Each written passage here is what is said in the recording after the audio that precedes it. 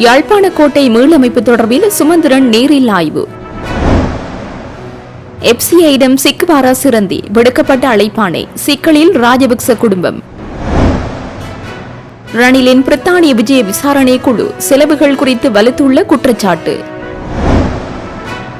ராஜபக்சர் மைத்ரியுடன் ஒரே மேசையில் உணவருந்திய ஆளும் தரப்பினர். புதிய கணக்காய்வாளர் நியாயமாக தர்மபால கமன் பிளவையை நியமிக்குக மகாநாயக்க தேரர்கள் கடிதம்.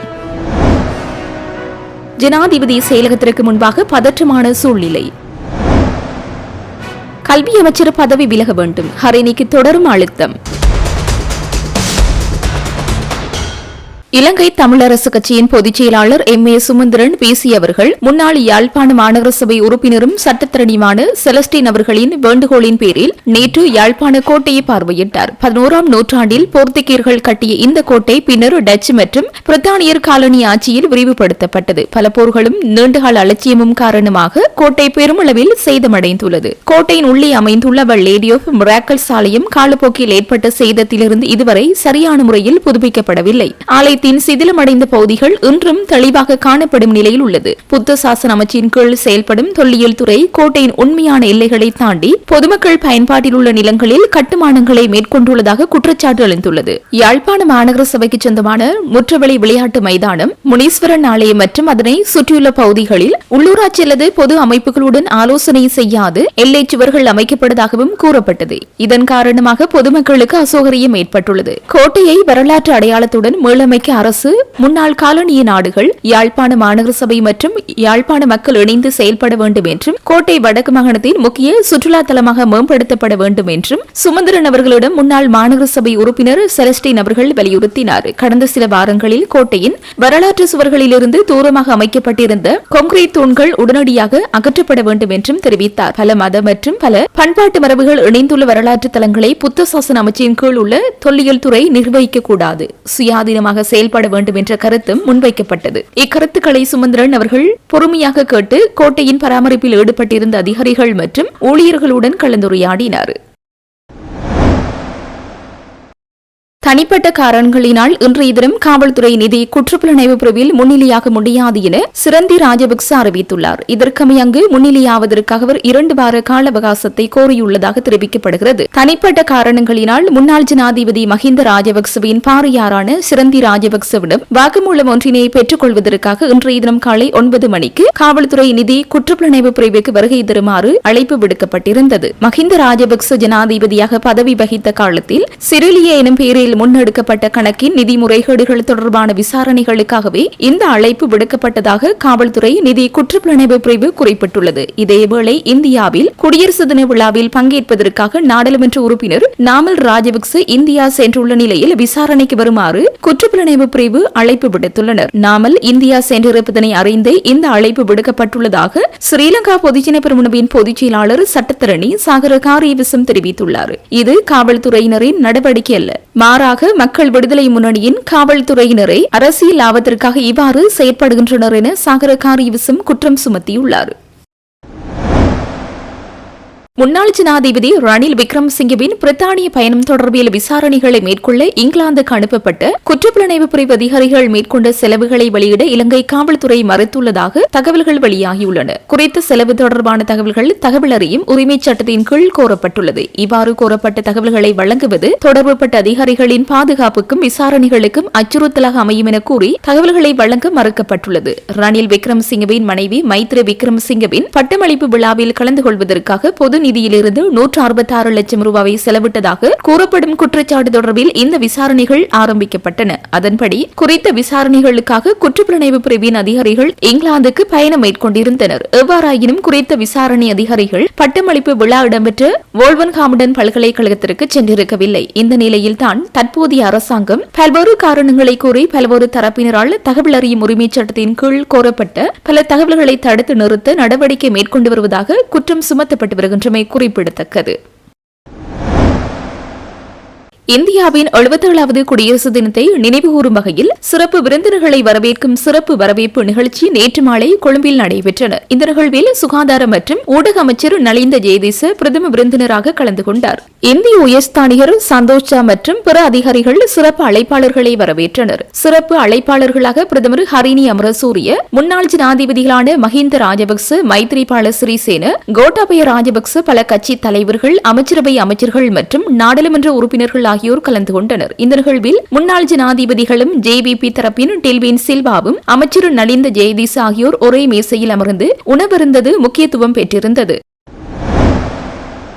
புதிய கணக்காய்வாளர் நாயகத்தை நியமிப்பது தொடர்பாக மகாநாயக்க தேரர்கள் ஜனாதிபதி அனுரகுமார திசாநாயக்கவிடம் கோரிக்கை விடுத்து கூட்டாக கடிதம் அனுப்பி வைத்துள்ளனர். இதற்கமைய மூத்த மற்றும் அனுபவம் வாய்ந்த அதிகாரியான தர்மபால கம்மன் பிளவை அப்பதவிக்கு நியமிக்குமாறு பரிந்துரைக்கப்பட்டுள்ளது. தகுதியான ஒருவரை தேர்ந்தெடுக்காமல் நீண்டகாலமாக இப்பணியிடம் வெற்றிடமாக இருப்பது பொது நிதி நிர்வாகத்தில் பாதிப்புகளை ஏற்படுத்தும் என அவர்கள் சுட்டிக்காட்டியுள்ளனர். வெளியிலிருந்து ஒருவரை நியமிப்பதற்கு பதிலாக உள்கட்டமைப்புக்குள் இருந்தே ஒருவரை தெரிவு செய்வது நிறுவனத்தின் ஸ்திரத்தன்மைக்கு உகந்தது என்பது அவர்களின் கருத்தாகும். மல்வத்து மற்றும் அஸ்கிரிய உள்ளிட்ட முக்கிய பீடங்களின் தலைவர்கள் இணைந்து இக்கூட்டு வேண்டுகோளை முன்வைத்துள்ளனர். இதன் மூலம் நாட்டின் நிதி மேற்பார்வையை வலுப்படுத்த வேண்டியதன் அவசியத்தை அவர்கள் ஜனாதிபதிக்கு தெளிவுபடுத்தியுள்ளனர். கணக்காய்வாளர் நாயகம் பதவிக்கு பல மாதங்கள் கடந்தும் இன்னும் ஒருவர் நியமிக்கப்படவில்லை என்பதுடன் ஜனாதிபதியால் பரிந்துரைக்கப்பட்ட பெயரை அரசமைப்பு பேரவை 2 தடவைகள் நிராகரித்துள்ளது என்பது குறிப்பிடத்தக்கது.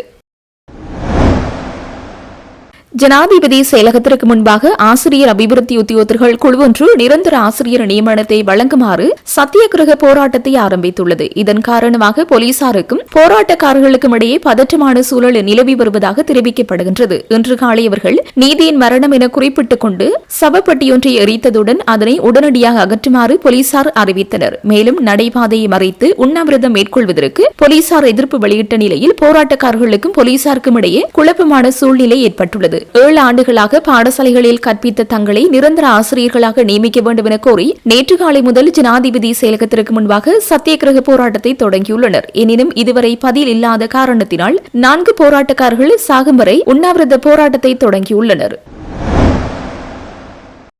பிரதமர் கலாநிதி ஹரிணி அமரசூரியவுக்கு எதிரான நம்பிக்கையில்லா பிரேரணை மீளப் பெறப்படவில்லை எனவும் உரிய நேரத்தில் சமர்ப்பிக்கப்பட வேண்டும் எனவும் ஐக்கிய மக்கள் சக்தியின் கொழும்பு மாவட்ட நாடாளுமன்ற உறுப்பினர் முஜிபுர் ரஹ்மான் தெரிவித்தார். எனினும் அதற்கு முன்னர் பிரதமர் கல்வி அமைச்சர் பதவியிலிருந்து ராஜினாமா செய்ய வேண்டும் எனவும் அவர் தெரிவித்தார். புதிய கல்வி சீர்திருத்தங்களை பிரதமர் முறையாக செயற்படுத்த தவறியதால் இந்த விவகாரத்தை விசாரிக்க ஒரு குழுவை நியமித்த ஜனாதிபதி சீர்திருத்தங்களை நிறுத்த நடவடிக்கை மேற்கொண்டுள்ளதாகவும் பிரதமர் உடனடியாக கல்வி அமைச்சர் பதவியை ராஜினாமா செய்து பொருத்தமான ஒருவரிடம் அதை ஒப்படைக்க வேண்டும் எனவும் அவர் சுட்டிக்காட்டியுள்ளார். இதன்போது மேலும் கருத்து தெரிவித்த அவர் புதிய கல்வி சீர்திருத்தங்களை முறையாக செயற்படுத்த தவறியதால் அரசாங்கம் 500 மில்லியன் ரூபாய்க்கு மேல் இழந்துள்ளது. இது தொடர்பாக அனைத்து உண்மைகளையும் எதிர்காலத்தில் நாடாளுமன்றத்தில் முன்வைக்க நடவடிக்கை மேற்கொள்வோம். நாட்டின் எதிர்காலத்தை பொறுப்பேற்க உள்ள பாடசாலை மாணவர்களுக்கு தற்போதைய அரசாங்கத்தால் புதிய கல்வி சீர்திருத்தங்களை முறையாக முன்வைக்க முடியாவிட்டால் புதிய அரசியலமைப்பு போன்ற பிரச்சினைகளை தற்போதைய அரசாங்கத்துடன் விவாதிப்பது நகைப்புக்குரியது.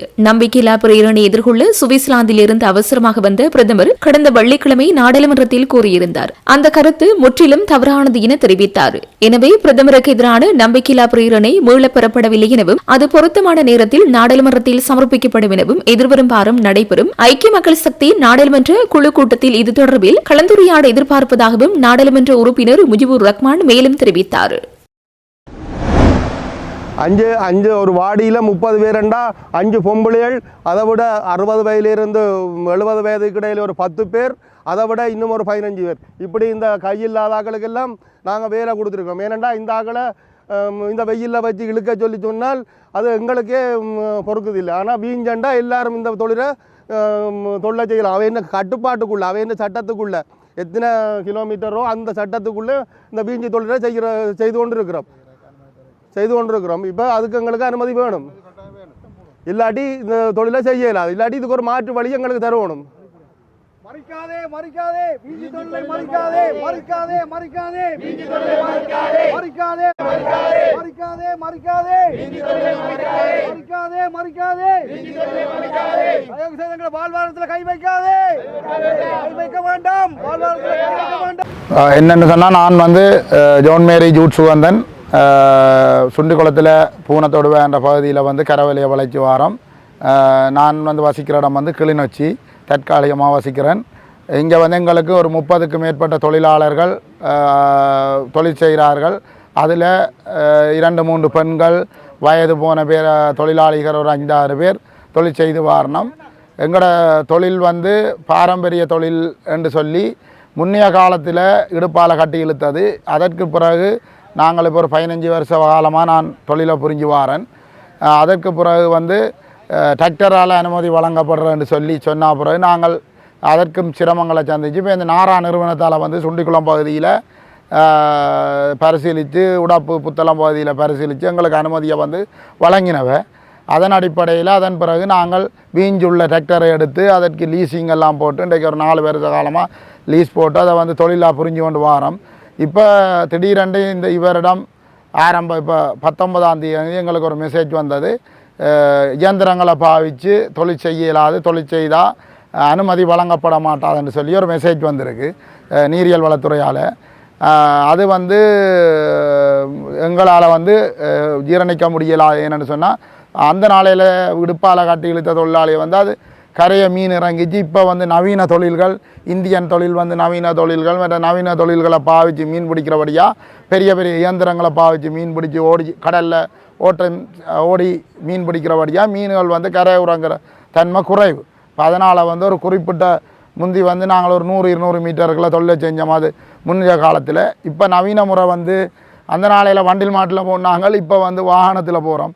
அதை வந்து திரும்ப அதே இதுக்கு 79ஆம் ஆண்டு சட்டத்துக்கு திரும்ப எங்களை போக சொன்னால் அது சாத்தியப்படாது. என்னென்னு சொன்னால் முந்தி கொழும்புக்கு போகிறேன்றாலும் எண்ணத்தில் போனவன் இப்போ வந்து கொழும்புக்கு போகிறதுக்கும் வாகனத்தில் தான் போகிறோம். அதே மாதிரி இப்போ வந்து பழைய காலத்தை மாதிரி முதல் உணவு சாப்பிட்டவர் வந்து இப்போத்த உணவுக்கு வந்து வருத்த துன்பங்கள் கூட மக்களுக்கு கூட. ஆனால் விலைகளுக்க சொன்னால் சுனாமிக்கு பிறகு மணல் சூடு கூட மக்களால் இயலாத என்ன வருத்தம் உள்ளாக்கள் தான் கூட. வருத்தக்காரராக எங்களோட வாடியல்லையும் கூடுதலாக இருக்கணும், கிளினிக் காட்டோடு இருக்கணும்.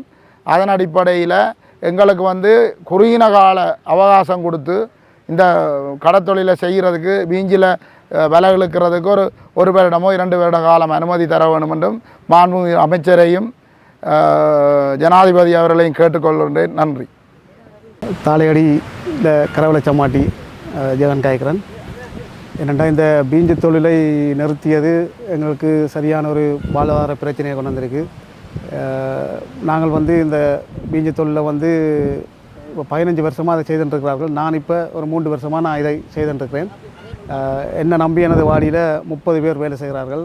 அந்த 30 பேருக்கு நாங்கள் குறைஞ்சது ஆளுக்கு 4-5 லட்சம் ரூபா காசு புத்தளம் மாவட்டம் உடப்பெண்ணூரில் அவர்களை காசை கொடுத்து தான் நாங்கள் இங்கே கூட்டின்னு வாரது.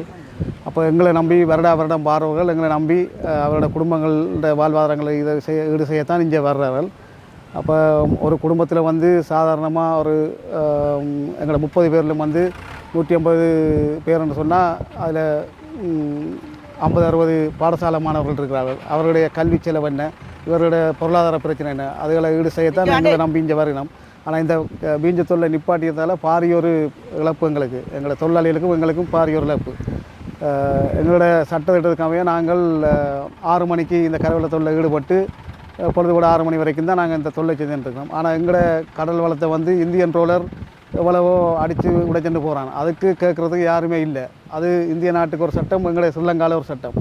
ஆனால் மாண்புமிகு ஜனாதிபதி அவர்களே, கடத்தொழில் அமைச்சர் அவர்களே எங்களுக்கு ஒரு குறுகிய கால அவகாசம் தந்து எங்களை இந்த தொழிலை செய்து இந்த கடன்களை அளிக்க எங்களுக்கு ஒரு நல்ல ஒரு வழியை விடவும் கேட்டு